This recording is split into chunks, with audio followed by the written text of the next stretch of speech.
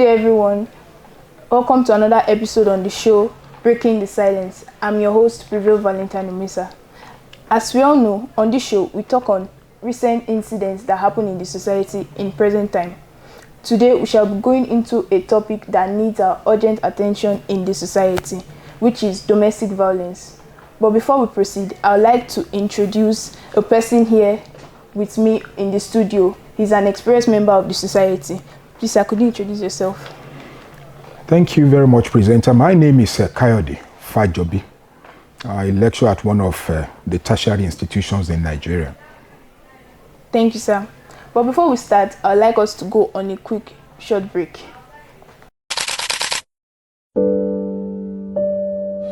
There are moments in life that I'll never forget. Times that stay with me, even when I try to move on. For me, this is one of those moments. I tried to forget, tried to heal, but the memories always come back. I can't remember exactly when it all started, how many times it happened, or when the fear first began to grow inside me.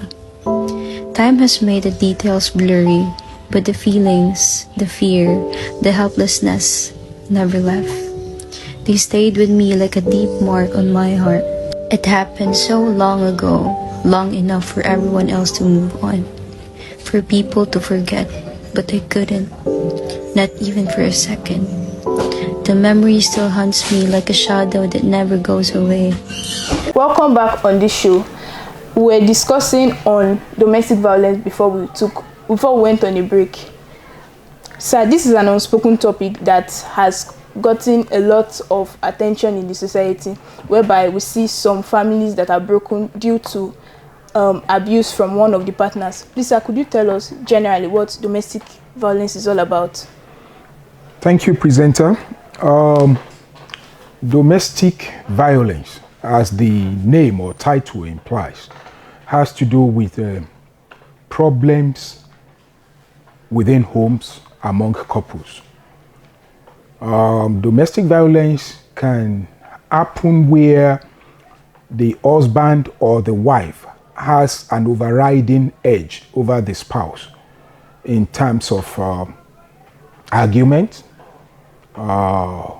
face-off, physical assault, deprivation of spousal comforts, and several other issues like that. A situation where you see a woman being deprived of her freedom to express herself, a situation where you see a man being deprived of probably what a man will call his personal rights in a matrimony, or a situation where spouses engage in physical assaults on one another and one has an edge and the thing continues.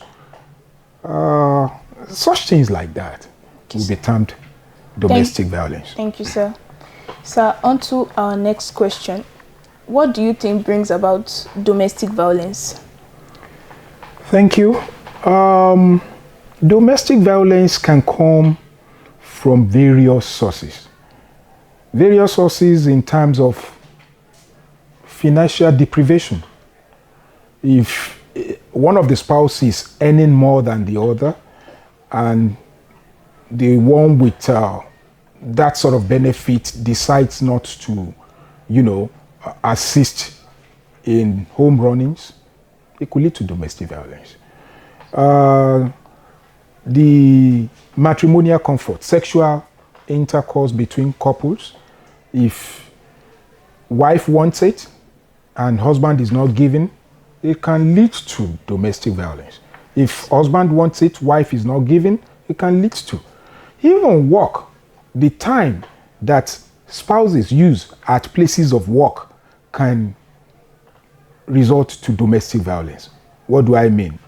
If the husband is having a kind of maybe staying too late at work, the wife might take it out. If the wife happens to be a member of the high-ranking position where she works, like a banker, for instance, they don't normally go home at the right time, yes, in quote. That can lead to domestic violence. If a spouse is taking directives from probably family and not listening or designing the way they want their homes to be run, and instruction is coming from outside, maybe from parents, from friends, it can lead to domestic violence, because what obtains in house A may not be the same thing at house B. If a family breeds more children than their resources can handle, that can lead to domestic violence. If a house is overcrowded and the husband, who doesn't like noise, now starts seeing some kind of irritation in the house, it can lead to domestic violence. You know, several things can. If either of the spouses is having a relationship outside the matrimonial home, the home will no longer be a pleasing place. Yes. You know, it can lead to domestic violence. Funny things, even food. If you are married to somebody who is not a very good cook, or you have a penchant for a particular type of food and your spouse is not preparing it, it can lead to domestic violence. Little things can lead to domestic violence, and huge things can lead to domestic violence. Thank you so much, sir. Sir, now we shall go on to our next question. How do you think we can prevent domestic violence in homes? Yes, prevention of domestic violence would start from courtship. Okay. It's a futuristic thing. Futuristic in the sense that you have to factor so many things that are not taking place while you are courting, you know, into if this courtship will lead to marriage. Will I be able to take this guy's way of life? Will I be able to take this lady's way of life? If I'm a smoker, for instance, and I'm befriending somebody like you, and you are just tolerating me maybe because of money that I have, or maybe my looks or something, and you are using that to gloss over that smoking aspect, and you can't stick it. Eventually, by the time we come together as spouse, living in the same house, and I keep on smoking, it will be making you uncomfortable. You won't be happy. Once I come back home, it's going to be a problem. You understand? Yes. If I'm a temperamental person and you manage to tolerate me for one reason or the other, by the time we start living in, you know, a structure like that, that temperament might be too much for that little enclosure. You know, prior to marriage, you can still take a little of my temperament and go back to your own father's house and get your joy from there. But now that 24/7, we are living together, I can bet it with you, it will blow up. There are so many things we have to look at. But I think, personally, the best thing is to look at your spouse very well and start measuring those things you see about him or her to know maybe we'll be able to tolerate this on the long run. If your spouse, your friend or something, look, finance, that is one thing that really leads to it. Will you be able to accept me when my billions turn down to millions or thousands? These are some things we have to start working. Then children, do we really love noise? Can't we just have one or two and move on with life so that we'll be able to manage? These are the things that I think anybody going into marriage would consider, which would eventually bring some peace. But mind you, there is no perfect peace in any home. We are only managing. But it has to be reduced. Those factors that cause frictions must be reduced to the barest minimum. And nobody will do that for you, no third party. It's just the two of you. You have to look at it. We have instances where wives venture into politics, and that politics is taking over the woman's life entirely. The husband now becomes the cook, the cleaner, the everything, because wife is always at a political, or you start seeing some politicians romancing your wife. Not romance in that time, but relating with them as if this woman doesn't have a husband. And you are watching all these things probably on TV or public or news is getting to you. It gets you so worked up. It can bring a kind of friction in homes. So you must know what to tolerate. Either the type of job, the type of association partners will go in. We have to measure all this. These are the ways to protect domestic violence. Yes, sir. Thank you, sir. So you're saying one way we can prevent it is by already evaluating before getting to marriage? Evaluation of relationship before marriage, yes. Yes, sir. Thank you, sir. Now, lastly, the last question is, sir, what advice can you give to those that are already experiencing domestic violence? Wow.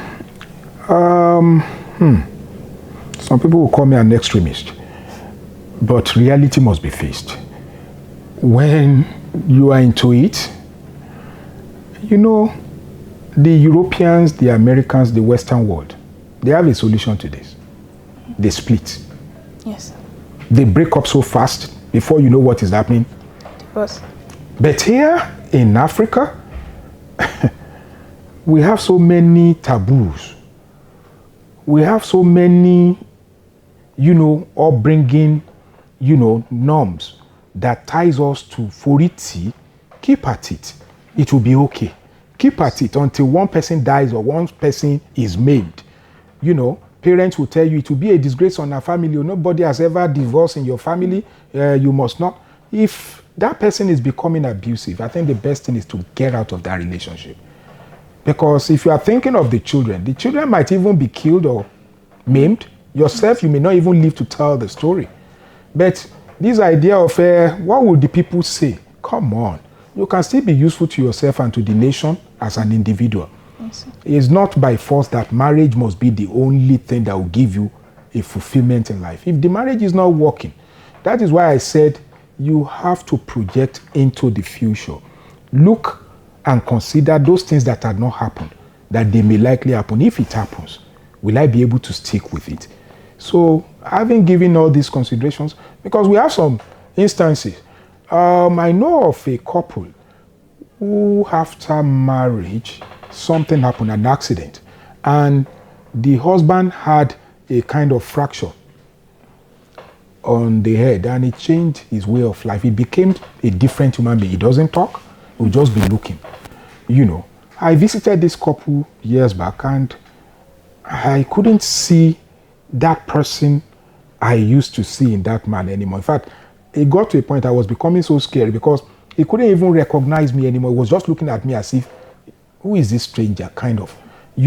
I started wondering, is this not becoming a mental situation? Wouldn't this man become violent on the long run? Ideally, such a person should not even be in the home anymore, no matter what. Get him into a hospice and occasionally look after him, take things to him. Because by the time that one will start picking a machete and be cutting, maiming people, it will just be, though we don't pray for such things to happen.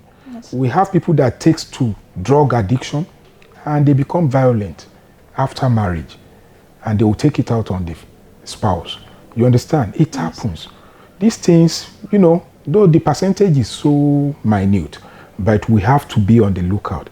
Once you see that a relationship, take the right and decisive. Let's face it, the educated people of the world, they have researched into most of these things and they know why they are, profiling certain alternatives to this. We must not say because we are Africans, we would shy away from doing that. We must do what is necessary to preserve our lives, the children's life, and the society. Yes, sir. So these are the things we have to put in place. Thank you very much, sir, for your word of wisdom. And I hope we can work together to create a more cooperative society. That's all today for viewers. Thank you for joining us. Tune in on this same time, in this same show. Thank you very much. Thank you.